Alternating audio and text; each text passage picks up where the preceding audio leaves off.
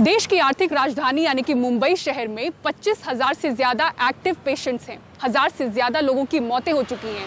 सरकारी प्राइवेट अस्पतालों में बेड्स नहीं हैं और इस वजह से नए कोविड सेंटर्स बनाए जा रहे हैं जहां हजारों बेड्स का दावा है। लेकिन सवाल ये है कि इन बेड्स का क्या काम जब स्वास्थ्य कर्मी ही नहीं। देखिए मुंबई के मुलुंड इलाके में किस तरीके से हाल ही में तैयार हुआ आइसोलेशन सेंटर इंतजार कर रहा है हेल्थ स्टाफ का। ये मुंबई का मुलुंड ऑक्ट्रॉय नाका आइसोलेशन सेंटर है। 20 मई से ये कोविड सेंटर 125 बेड्स के साथ बिल्कुल तैयार है। ऑक्सीजन बेड्स का भी इंतजाम है, लेकिन स्वास्थ्य कर्मी की कमी के कारण यहाँ बेड के लिए बेचैन मरीज नहीं आ पा रहे हैं। फैसिलिटी का पूर्ण इंफ्रास्ट्रक्चर रेडी है। मात्र 7 दिनों से हम मेडिकल स्टाफ डॉक्टर्स का वेट कर रहे हैं। वो आ जाएगा तो हम ये 125 बेड की फैसिलिटी तुरंत ऑपरेशनल कर सकते हैं। और मेरे बिल्कुल 50 गज पर महाराष्ट्र शासन द्वारा रिचर्डसन एंड टूरास के प्लॉट पर 1800 बेड का नया जो फैसिलिटी बनाया जा रहा है। मेरा एक बहुत ही सिंपल प्रश्न है, जो इंफ्रास्ट्रक्चर हमारे पास रेडी है वहाँ के लिए हमारे पास 10 डॉक्टर्स की ज़रूरत है, वो मिल नहीं रहा है। तो आप 1800 बेड की जो हॉस्पिटल यहाँ पे बना रहे हो, क्या आपके पास डॉक्टर्स और मेडिकल स्टाफ का नियोजन है? मुलुंड के ही इलाके में कोविड सेंटर बने इस मीठागर म्युनिसिपल स्कूल से कई मरीज कोरोना वायरस को मात देकर यूं निकले हैं। यहां और 100 बेड जोड़ने की कवायद थी, लेकिन डॉक्टर्स और नर्सेज की कमी के कारण यह मुश्किल हुआ। मुलुंड पूर्व में मिठागर रोड स्थित जो महानगर पालिका स्कूल है, उसमें एक कोविड केयर सेंटर खड़ा किया गया। उस कोविड केयर सेंटर की क्षमता 280 से 300 पेशेंट तक की है, बट आज के तारीख में सिर्फ 160 पेशेंट के आसपास वहां पर ट्रीटमेंट ले सकते हैं, क्योंकि डॉक्टर्स की कमी है, नर्सेज, वार्ड बॉयज सभी की कमी है। इधर विपक्ष में बैठी बीजेपी पर राजनीति करने का आरोप लगा रही महाराष्ट्र सरकार के जल संसाधन मंत्री जयंत पाटिल ने और बेड्स बढ़ाने की बात कही है। बेड्स अवेलेबल नहीं क्योंकि संख्या ज्यादा है और इसीलिए हम नए अस्पताल तैयार कर रहे हैं ना, वो इसीलिए मैं आपको 10,000 बेड्स की व्यवस्था कर रहे हैं। डॉक्टर्स और नर्सिंग स्टाफ की इतनी कमी है कि कोविड-19 अस्पताल 7 हिल्स लगातार ऑनलाइन ऐड के जरिए इनकी तलाश कर रहा है। सरकारी और प्राइवेट अस्पतालों में बेड्स नहीं बचे हैं, इसलिए बढ़ते मामले को देखते हुए NSCI Worli, Nesco ground, MMRDA ground, Mahalaxmi racecourse जैसी मुंबई की कई खुली और बड़ी जगहों पर ताबड़तोड़ बेड्स तैयार किए गए। हाल ही में मुख्यमंत्री उद्धव ठाकरे ने कहा था कि 30,000 बेड की क्षमता वाले कोविड केयर सेंटर्स मुंबई में तैयार किए गए हैं। आने वाले समय में 1 लाख बेड की भी बात की गई है, लेकिन एक अनुमान के मुताबिक शहर में फिलहाल करीब 6,000 डॉक्टर्स ही काम पर हैं, जिन्हें करीब 10,000 नर्सेज और वार्ड बॉय जैसे हेल्थ स्टाफ का सहयोग है। ऐसे में सवाल ये है कि हजारों की संख्या में बन रहे इन बेड्स का क्या करें। मुंबई से पूजा भारद्वाज, NDTV इंडिया के लिए। इधर दिल्ली की भीषण गर्मी के बीच प्रवासी मजदूर सुबह से ही यूपी बिहार जाने के लिए दिल्ली सरकार के स्क्रीनिंग सेंटर के बाहर खड़े हो जाते हैं। सौरभ शुक्ला की ये स्पेशल रिपोर्ट देखिए। दिल्ली में गर्मी ने पिछले 10 साल का रिकॉर्ड तोड़ दिया है। आसमान से आग बरस रही है, पर फिर भी ये प्रवासी मजदूर अपने घर जाने के लिए दिल्ली सरकार के इन स्क्रीनिंग केंद्रों के बाहर कई किलोमीटर लंबी कतार लगाकर खड़े हैं। इन स्क्रीनिंग केंद्रों से प्रवासी मजदूरों को श्रमिक ट्रेनों से बिहार और उत्तर प्रदेश भेजा जाता है। समस्तीपुर के 78 साल के लाल बाबू कैंसर का इलाज करने एम्स दिल्ली दिसंबर में आए थे। कीमोथेरेपी भी पूरी नहीं करा पाए, अब दिल्ली में फंस गए हैं। आश्रय गृह में रह रहे थे, पता चला कि खानपुर से बिहार की ट्रेन जा रही है, तो यहाँ पहुँच गए, पर कोई ट्रेन नहीं है। यहाँ धूप में फुटपाथ पर अपनी पत्नी के साथ बैठे हैं। 4 घंटे से कुछ ऊपर ही हुआ होगा। तो आप गांव क्यों जाना चाहते हैं इलाज छोड़वा? हम सोचते हैं तो अब यहाँ अभी स्थिति ठीक नहीं है हॉस्पिटल का, फिर बचेंगे, नहीं तो ऐसे भी अवस्था के कारण तो दुर्बल हो ही चुके हैं, कुछ और नहीं होता है, जिसके कारण थोड़ा अब चाहते हैं जाना। गर्भवती महिलाएं भी घंटों कतारों में खड़ी दिखी। करिश्मा 8 महीने की गर्भवती हैं और उनके परिवार को उनके मकान मालिक ने घर से निकाल दिया है। पुलिस वाले बोले 11 बजे बोले कि यहाँ पे ठहरो, आपके खाना पीना सब कुछ का इंतजाम होगा। एक बोतल अंदर से पानी भी नहीं देने आया। रात में बोले डरा धमका के पुलिस वाला डंडा दिखा के आते हैं, जाओ, यहाँ पे कोई समाधान नहीं है, यहाँ पे कुछ नहीं मिलने वाला है। कैसे ऐसे भूखे पड़े हैं और बोले तो मेरे पति को मार दिया। श्रमिक ट्रेनें कम हैं और जाने वाले प्रवासी मजदूर ज्यादा। ऐसे में यहाँ पहुंचे हजारों मजदूरों को ट्रेन में जगह नहीं मिल पाई है। आज मॉर्निंग में सिर्फ मुझे 2 बिस्किट मिला है, 1 पानी का बोतल मिला है, मैं वो रह करके हूँ। सुबह से मैंने खाना पीना कुछ नहीं है। आज सुबह 1 बोतल पानी मिला, 2 बिस्कुट मिला है। ये गरीब मजदूर वो लोग हैं जिनके पास खाने तक के पैसे नहीं हैं, तो सोचिए कि अपने घरों को जाने के लिए बस या ट्रेन का किराया कहाँ से होगा। यही वजह है कि ये सरकार पर पूरी तरीके से निर्भर हैं घर जाने के लिए। और 45 डिग्री तापमान में वो सुबह से लेकर रात तक इंतज़ार करते हैं कि किसी तरीके से स्क्रीनिंग सेंटर में उनका नंबर आ जाए और सरकारी खर्चे पर अपने घर जा पाएँ। कैमरामैन शशिकांत झा के साथ सौरभ शुक्ला, एनडीटीवी इंडिया। और अब एक रिपोर्ट दिल्ली के विकासपुरी से। एक डॉक्टर को मजबूरन घर छोड़ना पड़ा। क्यों और क्या है पूरा मामला, देखिए शरद शर्मा की इस रिपोर्ट में। आज मैं आया, मैंने सोचा चलो कोई बात नहीं, घर से अपने ब्रदर के घर चला जाऊंगा गुड़गांव, वहां से अप डाउन करके ड्यूटीज कर लूंगा।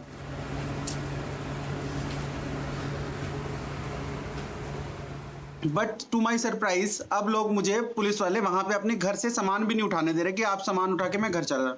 This is how the society is treating us. And अगर आज तुम्हारा एसओपी ये है कि अगर कंटेनमेंट जोन के अंदर डॉक्टर रहता है तो वो वहीं रहेगा, तो soon there will be more than 3-4 lakh cases in India, in Delhi, sorry. And how would we. ये डॉक्टर विपुल सैनी हैं। पश्चिमी दिल्ली के एक बड़े निजी अस्पताल में हार्ट सर्जरी करवाते हैं। विकासपुरी एफ ब्लॉक में रहते हैं। 2 दिन पहले इनके इलाके में 8 कोरोना मामले सामने आने के चलते प्रशासन ने कंटेनमेंट जोन बना दिया और इनका घर भी कंटेनमेंट जोन के अंदर आ गया। मंगलवार सुबह बहुत मिन्नत करने के बाद पुलिस ने ड्यूटी पर जाने दिया, लेकिन फिर शाम को दोबारा अपने घर में घुसने नहीं दिया। लिहाजा अब गुरुग्राम में अपने भाई के घर रहने को मजबूर हैं। डॉक्टर विपुल का कहना है कि वो एक डॉक्टर हैं और कंटेनमेंट जोन के अंदर एसेंशियल सर्विस के नाते डॉक्टर को आने जाने की छूट है, जबकि प्रशासन का कहना है कि केंद्र सरकार और दिल्ली सरकार की गाइडलाइंस में कंटेनमेंट जोन और जरूरी सामान और सेवा, साथ में मेडिकल इमरजेंसी सेवा देने की बात है, लेकिन गाइडलाइंस में ये कहीं नहीं लिखा कि कंटेनमेंट जोन में रहने वाले डॉक्टर आ जा सकेंगे या नहीं। किसी भी को भी कंटेनमेंट जोन में मेडिकल इमरजेंसी हो सकती है, तो उस कंडीशन में, ना कि ये कि जो मेडिकल इमरजेंसी या मेडिकल प्रोफेशन से जुड़े हैं उनको अलाउड है। तो किसी भी तरह की इन एंड आउट्स का मूवमेंट जो है कंटेनमेंट जोन में परमिसेबल नहीं है। दरअसल सरकार की गाइडलाइंस में स्पष्टता नहीं है। ये साफ नहीं है कि इसेंशियल सर्विस केवल कंटेनमेंट जोन के अंदर रहने वाले लोगों को देने के लिए कहा जा रहा है, या फिर ये भी कहा जा रहा है कि जो लोग इसेंशियल सर्विस से जुड़े हैं वो कंटेनमेंट जोन से बाहर जाकर भी अपनी सेवाएं दे सकते हैं। अच्छा होगा कि सरकार इस पर स्थिति स्पष्ट करे। दिल्ली से मैं Sharad Sharma, NDTV India. Lockdown के बीच घरेलू उड़ानों की शुरुआत तो हो गई है, लेकिन कई उड़ानों के रद्द होने की वजह से यात्रियों को बहुत ज्यादा परेशानी हो रही है। पहले दिन 600 से ज्यादा उड़ानें रद्द हुई हैं। तो क्या तालमेल की कमी इसकी बड़ी वजह है? देखिए साक्षी बजाज की इस रिपोर्ट में। ट्रेनें रद्द, अफरा तफरी का माहौल और तालमेल की कमी के कारण बहुत से ऐसे यात्री जो 2 महीने बाद अपने परिवारों से मिलने की आस लगाए हुए थे, उनके दिल टूट गए। नागरिक उड्डयन मंत्री हरदीप पुरी ने ट्वीट किया, हमारे आकाश और हवाई अड्डे फिर से मसरूफ हैं और सब कुछ सुचारू ढंग से निपट गया। सिर्फ 6 उड़ानों का कार्यक्रम बदलना पड़ा।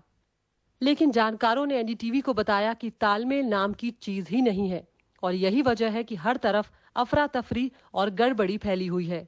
एक तो डर के मारे वैसे ही लोग हवाई सफर नहीं कर रहे। सूत्र ये भी बताते हैं कि पिछले 3 दिनों में यात्रियों के मुकाबले कैबिन क्रू की तादाद औसतन दुगनी है।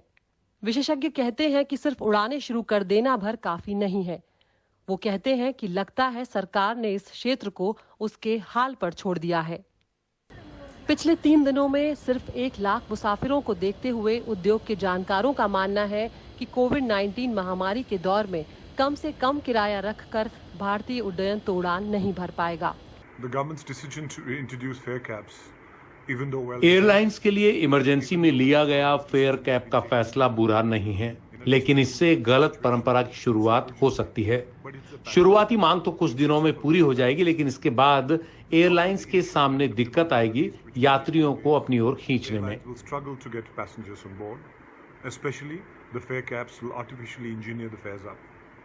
It's going to hurt the airlines and it's going to hurt the passengers as well. अब ये पूछने का वक्त आ गया है कि कब तक भारतीय उड्डयन इन हालातों से इस तरह निपटता रहेगा। साक्षी बजाज की report, NDTV India. City centre show में वक्त हो चला एक ब्रेक का, लेकिन आप कहीं मत जाइएगा। ब्रेक के बाद आपको दिखाएंगे लॉकडाउन में ढील के बावजूद किस तरह से मुश्किल में है कर्नाटक के रेस्टोरेंट्स।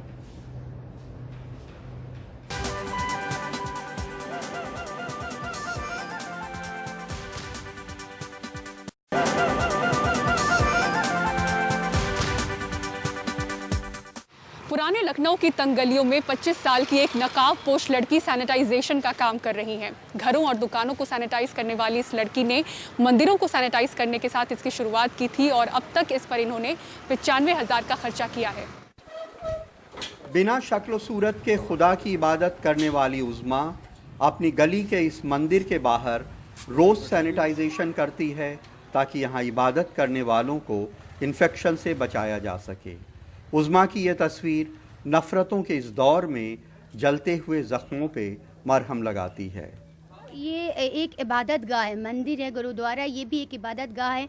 वहाँ से लोगों की आस्था जुड़ी होती है और वो ऐसी इबादत गाह है जहाँ से हमको ये प्रेरणा भी दी जाती है कि हम इस जगह को सैनिटाइज़ करें, क्योंकि वहाँ पर जो इबादत होती है वहाँ पर लोग इन्फेक्शन से बच सकें। एक ऐसे दौर में जब मुसलमान कोरोना फैलाने के जिम्मेदार ठहराए जा रहे हों, कोई मुस्लिम लड़की वायरस मिटाने निकले, जब तमाम social media, WhatsApp, Facebook, Twitter नफ़रतों से भरा पड़ा हो, टीवी डिबेट्स देख के लगे कि यहाँ हर हिंदू मुसलमान एक दूसरे के खून का प्यासा है। अगर यही सच है तो ये उज़्मा कहाँ से आई? मैं अपने सारे काम को अंजाम देकर फैमिली को देखते हुए अपने समाज का भी कार्य करना चाहती हूँ, क्योंकि जिस तरह से मेरी फैमिली मेरे लिए इम्पोर्टेंस रखती है, इस तरह से मेरा समाज और मेरा भारत भी मेरे लिए बहुत महत्वपूर्ण इम्पोर्टेंट रखता है मेरे लिए। उज़्मा यहाँ अजूबे की तरह है।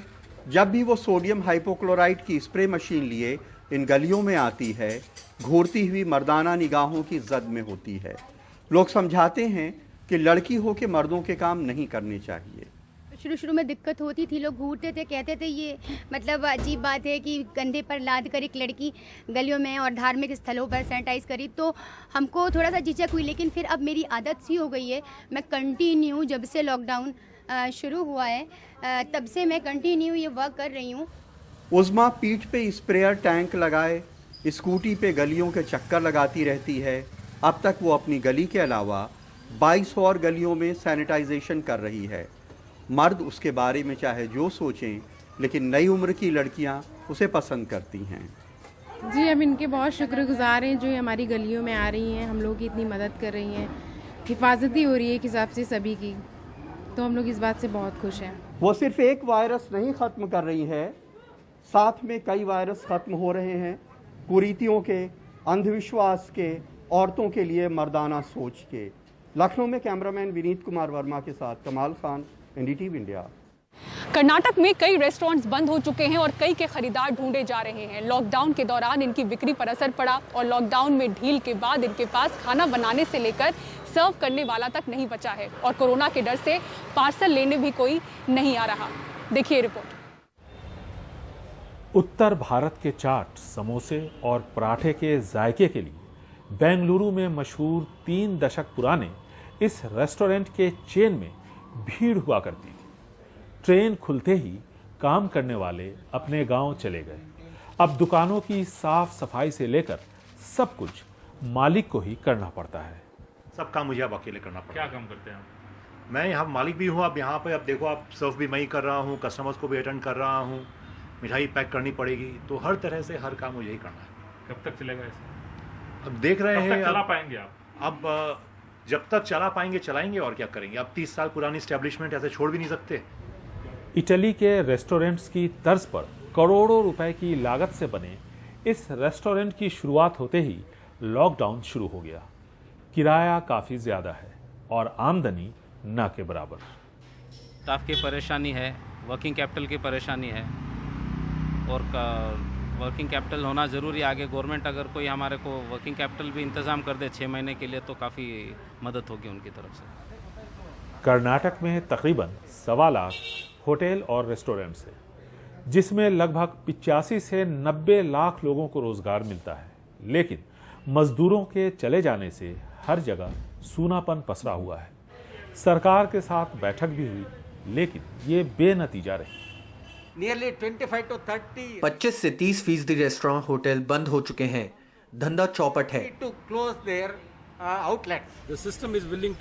देखिए, समस्या है, लेकिन हर समस्या का समाधान होता है। हम इन लोगों को आर्थिक मदद देने को तैयार हैं।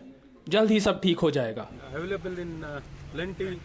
कई सारे रेस्टोरेंट्स बंद हो चुके हैं, कुछ बंद होने की कगार पर हैं और कुछ बिकने वाले हैं, लेकिन खरीदार कोई भी नहीं। बेंगलुरु से कैमरामैन कुमार के साथ निहाल खिदवई, NDTV इंडिया। और इसी के साथ सिटी सेंटर शो में मुझे दीजिए इजाजत, लेकिन खबरों के लिए देखते रहें NDTV इंडिया। नमस्कार।